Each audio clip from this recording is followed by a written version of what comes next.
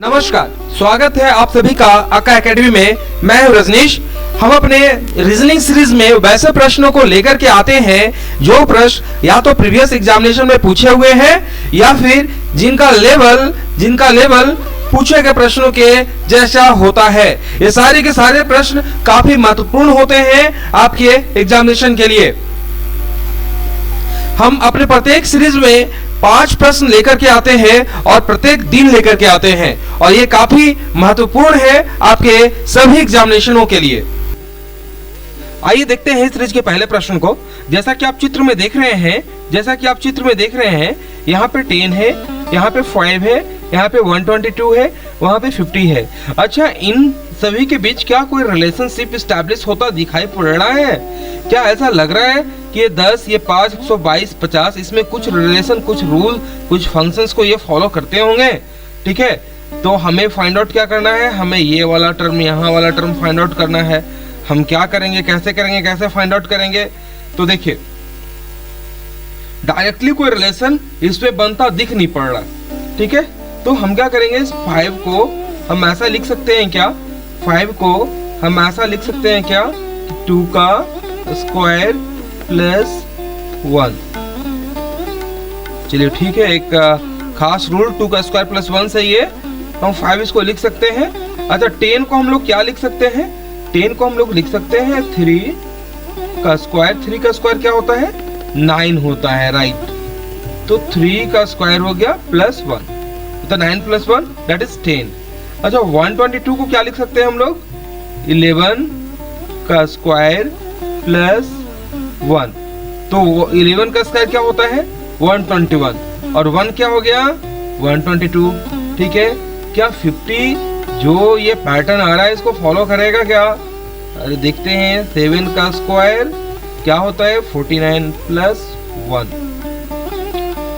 क्या आ गया? ये 50 आ गया।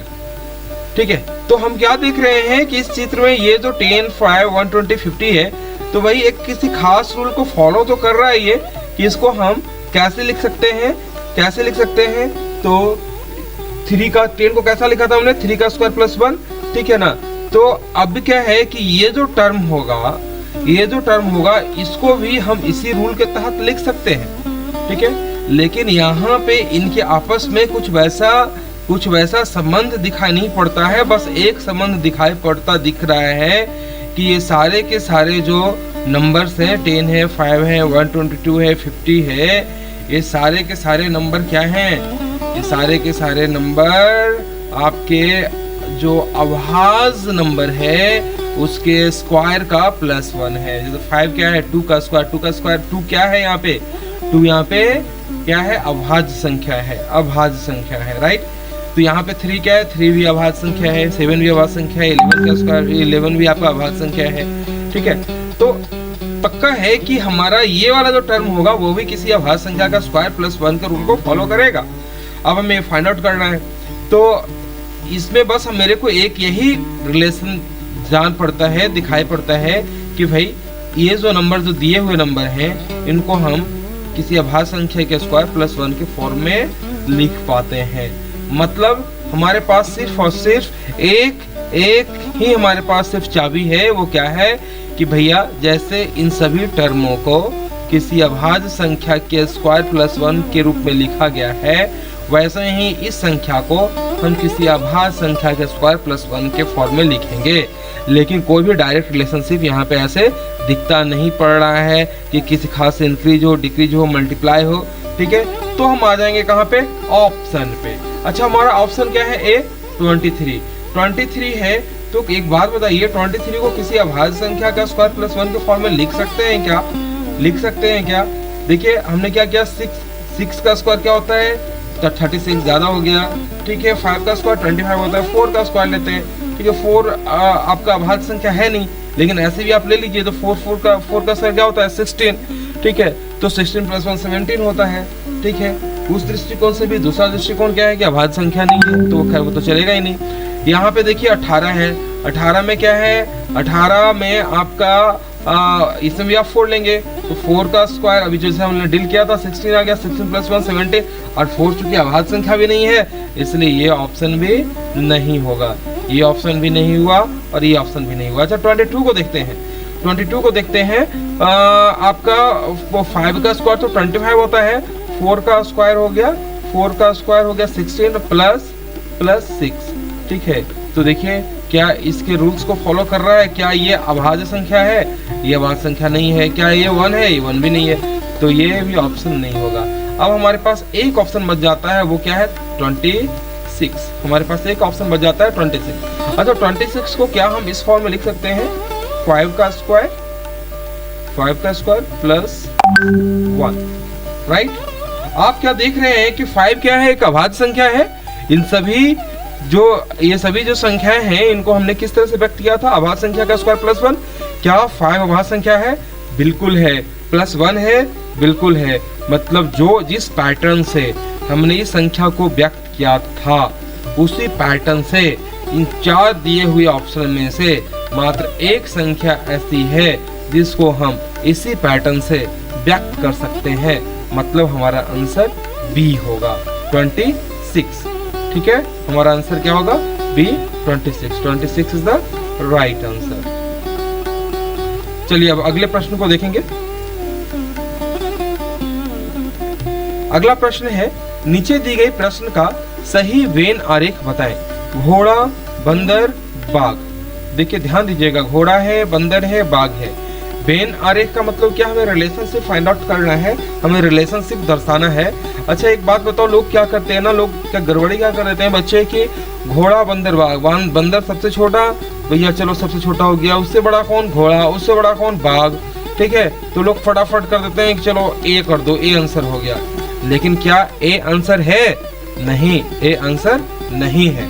तो आंसर क्या है भाई? आप साइज के अनुसार नहीं कर सकते, आपको वास्तविक रिलेशन फाइंड आउट करना होगा। क्या वास्तव में घोड़े, बंदर, बाघ में कोई रिलेशन है? क्या घोड़ा, बंदर, बाघ किसी रिलेशन से जुड़ा है? ठीक है, किसी खास रिलेशन से जुड़ा है? तो नहीं, घोड़े का अलग कहानी, बंदर का अलग कहानी और बाघ का भी अलग कहानी है। ऑप्शन बी आपका राइट आंसर होगा, क्योंकि एक दूसरे से, इन तीनों में से एक दूसरे से किसी का कोई रिलेशन नहीं है। ठीक है ना, घोड़ा अलग, बंदर अलग और बाघ का कैरेक्टरिस्टिक टोटली अलग। ठीक है ना, तो ये तीनों का जो कैरेक्टरिस्टिक है वो टोटली अलग है। ठीक है, इसलिए ऑप्शन बी हमारा सही ऑप्शन होगा। घोड़ा, बंदर, बाघ को हम लोग इस तरीके से व्यक्त कर सकते हैं। अगले प्रश्न को देखेंगे। चलिए, बड़ा महत्वपूर्ण और बहुत इंटरेस्टिंग प्रश्न है, एग्जामिनेशन में बार बार पूछा जाता है। इस तरह का प्रश्न कहता है, नीचे प्रश्न आकृतियों में दिखाए अनुसार कागज को मोड़कर काटने। ध्यान दीजिएगा प्रश्न में क्या कर रहा है, तथा खोलने के बाद वह किस तरह उत्तर प्रकृति जैसा दिखाई देगा। ठीक है, बच्चे यहाँ पे कंफ्यूज हो जाते हैं, ये अब क्या करें? देखिए आपका इमेजिनेशन पावर स्ट्रांग होना चाहिए। इमेजिनेशन पावर स्ट्रांग करने के लिए क्या है, कोई डाबर का जन्म घुट्टी नहीं मिलेगा जिससे कि आपका एनालिसिस पावर जो है, इमेजिनेशन पावर जो है वो स्ट्रांग हो जाए। आपको प्रैक्टिस करना पड़ेगा, कंसंट्रेशन के साथ प्रैक्टिस करना पड़ेगा, तभी कुछ हाथ में आएगा। मेहनत करना पड़ेगा, ठीक है ना, मन मार करके बैठना पड़ेगा। ठीक है, इंटरेस्ट पैदा करना पड़ेगा। देखिए कितना अच्छा प्रश्न है, कितना मजेदार प्रश्न है, और इसको आप प्रैक्टिकली करके देख सकते हो। ठीक है ना, तो एग्जामिनेशन में तो प्रैक्टिकली नहीं कर सकते, लेकिन ऐसे ठीक है प्रैक्टिकली करने से क्या होगा, आपका कॉन्फिडेंस बिल्डअप होगा। देखो एक पेपर है, एक पेपर का पीस ऐसा लिया हुआ है। ठीक है, ये जो है एक पेपर का पीस है, इसमें एक आपने एक आरेख खींच दिया सर्किल जैसा, इसके बीच में आपने ये क्या कर दिया, एक डायमीटर उसका जो है ड्रॉ कर दिया। अभी कहता है यहाँ से आप फोल्ड कर रहे हो, फोल्ड मतलब बीच से, यहाँ से अब इस पेपर को फोल्ड कर दिए, बीच से मोड़ दिए। ठीक है, अब बीच से मोड़ने के बाद ठीक है, एक पेपर को आप ऐसे सर्किल के फॉर्म में मान लीजिए आपने कट कर लिया है। ठीक है, आप ऐसा ही समझिएगा कि एक पेपर को आपने एक सर्किल के फॉर्म में कट कर लिया है। ठीक है, और इसको आपने डायमीटर को ऐसे शो कर दिया और डायमीटर से इसको फोल्ड कर दिया। ठीक है, आपको आसान तरीके से समझने के लिए मैं और अच्छी ढंग से डिस्क्राइब कर रहा हूँ। अच्छा ठीक है, जब हमने इस तरह से फोल्ड कर दिया तो ये इस तरह की आकृति में आ जाएगा। ठीक है, ये जो है इस तरह की आकृति में आ जाएगा, समझ गए ना। तो आप जो कि एक सर्किल है उसको डायमीटर से हमने आधे से फोल्ड कर दिया, तो ऐसा ही बनेगा। अब उसको भी हमने जो उसका जो बीच है यहाँ पे, ये जो देख रहे हैं आप, ठीक है ना, हाँ ना, है ना, बिल्कुल आधा आधी में फिर हमने एक फोल्ड किया। जब एक फोल्ड करेंगे तो क्या होगा, ये क्वार्टर हो जाएगा। ठीक है, इसको क्या कहते हैं, त्रिज्यखंड। ठीक है, इस सर्किल का एक त्रिज्यखंड के फॉर्म में पेपर आ गया। ठीक है, अब कहता है भैया यहाँ पे इस तरह से हमने इसमें काटा, क्या काटा, ये 5 होल काटे। ठीक है, तो भाई एक बात बताओ, आपने इस सर्किल को इस त्रिज्यखंड के रूप में कर दिया, ठीक है ना, और इसमें आपने 5 होल कर दिए। ठीक है, तो यहाँ पे क्या है, यहाँ पे ये 4 पोर्शन जुड़े हुए पोर्शन है। ठीक है, एक के ऊपर एक के ऊपर एक के ऊपर एक रखा हुआ है, राइट। तो क्या होगा, जब आप यहाँ पे होल मारेंगे ना, तो ये चारों में हो जाएगा, ये चारों सेक्शन में हो जाएगा। अब जैसे ही इसको इस तरह से खोलेंगे तो ये होल इधर भी आ जाएगा और ये होल इधर भी आ जाएगा। ठीक है, और जैसे ही इसको इस तरह से खोलेंगे तो अभी यहाँ पे जैसे इधर में आपका ये जो होल जो यहाँ पे जो होल प्रदर्शित हो रहा है, वही होल आपका यहाँ पे प्रदर्शित होगा सेम ये डायमेंशंस में, और ऊपर में भी ऐसा ही हो जाएगा। इस तरफ भी, इस क्वार्टर में भी सेम होल प्रदर्शित होंगे और यहाँ भी सेम होल प्रदर्शित होंगे। ठीक है ना, ये मात्र इंडिकेशन मात्र है। ठीक है, आप इस सेम होल जो है आप देख रहे हैं किस तरीके से आएगा जब इसको हम खोलेंगे। ठीक है, जब इसको हम यहाँ पे ये 5 होल कर दिया और फिर हम इसको खोले तो यहाँ पे ये दोनों तरफ सेम होल जो है वो आ जाएगा। और अगर इसको फिर और ओपन किए तो ये वाला जो होल है, अभी आप सिंपल सा चीज है, सिंपल सा टेक्निक है, आपको मैं समझाने का फिर से प्रयास कर रहा हूँ कि ये वृत्त का जो त्रिज्यखंड के रूप में इसको कर दिए, और वहां पे क्या हो गया कि हमने पेपर को फोल्ड करते हुए हम गए हैं, राइट। पहले डायमीटर से फोल्ड किया, फिर इसके भी हाफ से हमने फोल्ड कर दिया, मतलब ये 4 लेयर हो गया यहाँ पे। और जब हम इसको काटेंगे तो वो चारों लेयर पे इसी तरह का कटिंग हो जाएगा। तब इसको जब ओपन करेंगे तो इस साइड भी सेम है ना, इसके अगले साइड भी बिल्कुल सेम जो कटिंग है वो आ जाएगा। जब इसको हम इस तरह से फुली ओपन करेंगे तो इधर भी सेम, इधर भी सेम, इधर भी सेम, इधर भी सेम। ठीक है ना, ये चारों सेक्शन में सेम सेम। अच्छा, उस तरह का कौन सा यहाँ पे हमारा मैच कर रहा है, क्या ये मैच कर रहा है क्या? नहीं, इसका तो अलग ही राम कहानी है भाई। ठीक है, ये तो इसके जैसा भी प्रतीत नहीं हो रहा देखने में, तो ऑप्शन ए गलत होगा। अच्छा, ऑप्शन 2 की बात करते हैं। तो एक बात बताओ, हमने यहाँ पे छेद किया इस तरीके से, ठीक है, तो ये ऐसा कैसा आ गया सर्कल के फॉर्म में, ये भी गलत है। ठीक है, इसकी बात करते हैं तो भैया ये भी इसको फॉलो नहीं कर रहा। ठीक है, ये भी गलत है। अब आते हैं ऑप्शन नंबर 3 पे। 3 नंबर ऑप्शन हमारा सही है। कैसे सही है? जैसा मैंने आपको बताया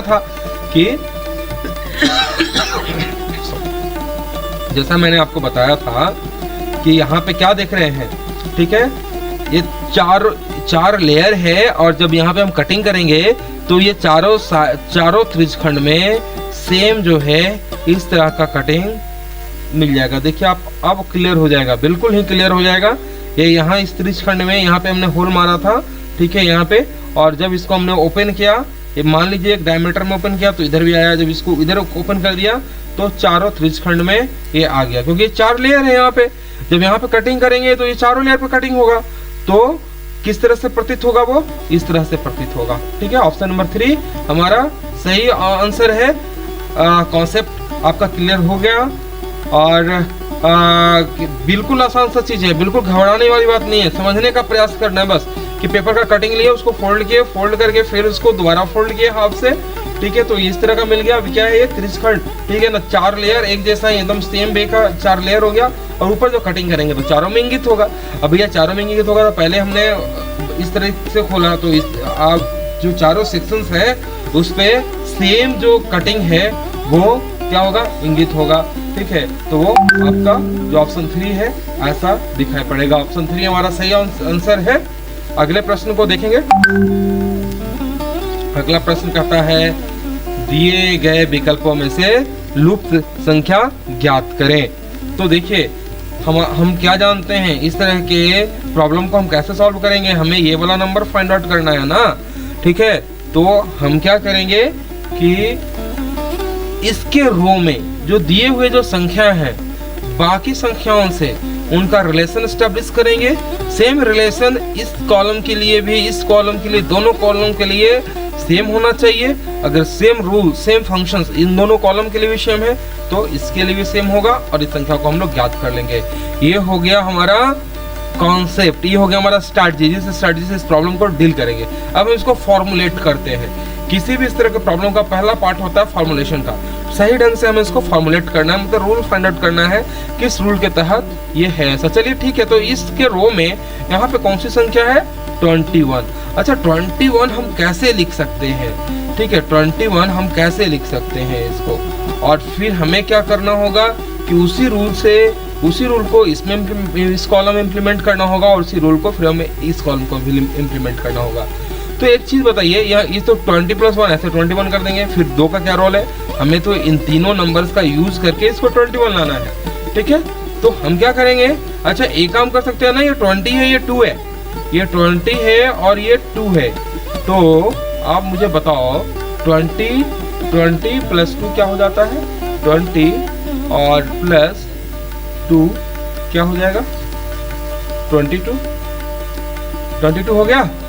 अच्छा ये वाला जो है ना, ये इसमें आप माइनस कर दो, -1 क्या हो गया 21। चलिए जी आ गया, एक रूल निकल गया कि जो नीचे वाला है उसको ऊपर वाले से जोड़ दो, ठीक है, और फिर इससे घटा दो, तो ये संख्या प्राप्त हो गया।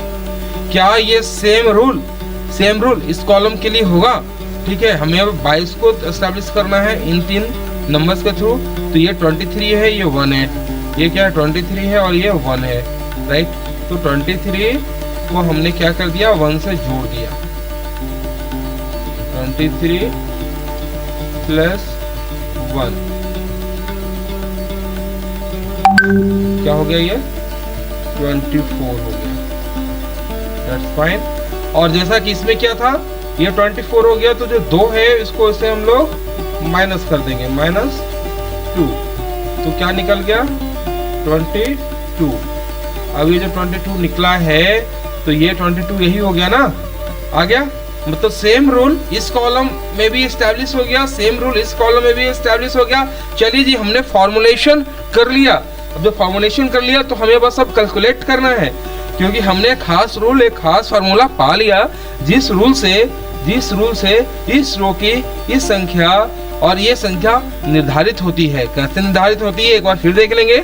21 कैसे निर्धारित हुआ, 20 में 2 जोड़ दिया और 1 घटा दिया, तो कितना हो गया 22, 20 में से 2 जोड़ा 22, 22 में से 1 घटा दिया 21 आ गया। इस कॉलम में देखेंगे 23 में 1 जोड़ दिया 24 आ गया, 24 में से 2 घटा दिया क्या आ गया 22 आ गया, ठीक है। तो भैया इस कॉलम के लिए हम लोग क्या करेंगे, हमें तो फार्मूला मिल गया ना, फार्मूला के अनुसार क्या हो जाएगा 43 में आप 2 जोड़ दो, हमने जोड़ दिया, क्या आ गया 45, राइट 45। फॉर्मूला कहता है कि नीचे वाले में ऊपर वाले को जोड़ दो, हमने जोड़ दिया 43 और 2 को, 43 और 2 को हमने जोड़ दिया, ठीक है। अभी कहता है इसको 5 को, इसको 45 से अब डिक्रीज कर दो, तो 45 को हमने 5 से डिक्रीज कर दिया, हमारा क्या आ गया 40 आ गया जी, हमारा आंसर आ गया, निकल गया, ऑप्शन ए हमारा आंसर है। ये यहाँ पे कौन सी संख्या होगी, यहाँ पे संख्या होगी 40, ठीक है।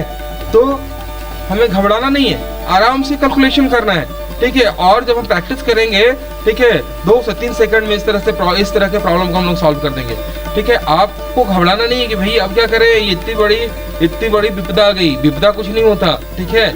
अगर हमारे अंदर सामर्थ्य है तो हम विपदा को भी क्या करेंगे चौके छक्के लगा देंगे, है ना। चलिए देखिए यहाँ पे क्या है, एक बार कॉन्सेप्ट को फिर से फोकस कर लीजिएगा। हमें इस रो में इस अननोन टर्म को हमें क्या करना था, हमें फाइंड आउट करना था, ठीक है। हमें इस टर्म को फाइंड आउट करना था, तो हमने क्या किया, इस रो के ये जो 2 टर्म है 22 और 21, ठीक है, हमने ये किया कि भाई इनके 21 के कॉलम में ये 21 नंबर आया कैसे, ठीक है। बाकी 3 नंबर से बनेगा, वो रूल रेगुलेशन हमें फाइंड आउट करना था। तो हमने क्या किया, 20 में 2 को जोड़ दिया और 1 को घटा दिया, तो 21 आ गया। फिर हमने चेक किया कि भाई ये जो रूल हमने बनाया अभी क्या ये यहाँ पे 22 के लिए इस कॉलम में सही होगा, तो बिल्कुल सही हुआ, क्योंकि 23 में 1 को जोड़ने पे 24 आ गया और 2 रिड्यूस करने पे 22 आ गया। तब हम इसको, हमें ऐसा लगा कि चलो हमने फॉर्मुलेट कर दिया इस प्रॉब्लम को। जब इन दोनों कॉलम के लिए सेम रूल है तो ये तीसरे कॉलम के लिए भी सेम रूल होगा। ठीक है, तो ये 2 है, ये 5 है, ये 43 है। ठीक है ना, तो इस नंबर को फाइंड आउट करने के लिए हमने भी वही काम कर दिया। ठीक है, हमने भी वही काम कर दिया, 43 में से 2 को जोड़ दिया और 5 को घटा दिया, तो हमें क्या मिल गया 40। हमें नंबर क्या मिल गया 40। 40 हमारा क्या हो गया राइट आंसर। ठीक है, चलिए नेक्स्ट प्रश्न को देखते हैं, हमारा आखिरी प्रश्न है। प्रश्न कहता है, नंबर सीरीज का प्रॉब्लम है, बहुत ही इंपॉर्टेंट प्रॉब्लम है। कहता है 3, 5, 6, 12, 12। अगला नंबर हमें फाइंड आउट करना है 24, 26। ठीक है, तो देखें,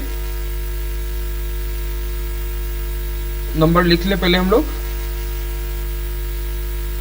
3, 5, 6 सोचना शुरू कर दीजिए, क्योंकि हमें हर टर्म का अगले टर्म से रिलेशन प्राप्त करना है।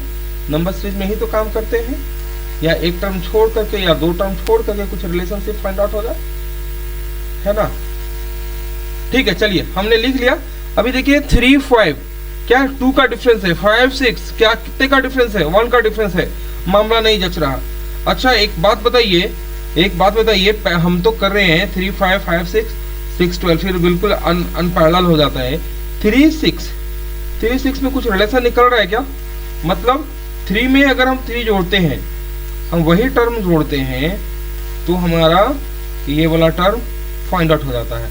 अच्छा 6 में एक टर्म छोड़कर देखिए, 6 में अगर हमने 6 जोड़ दिया तो हमारा क्या हुआ, एक टर्म ये वाला फाइंड आउट हो गया। और ये 12 है ना, तो 12 एक टर्म के बाद ये वाला टर्म में फाइंड आउट करना है। तो 12 में अगर हम 12 जोड़ते हैं, अगर हम लोग 12 में 12 जोड़ते हैं, तो हमें फिर क्या है कि ये टर्म फाइंड आउट हो गया, 12 + 12 24। ठीक है, तो चलो एक रिलेशन तो एस्टैब्लिश हो गया कि एक एक छोड़ करके इस तरह का रिलेशन मिल रहा है। अब देखते हैं 5 और 12 के बीच क्या रिलेशन है। भैया 5 है 12 है, डिफरेंस कितना हो जाएगा? ठीक है, 5 में 5 जोड़ने पे तो 10 होता है, 5 + 7 लिखते हैं तो 7, 5 क्या हो जाता है 12 हो जाता है।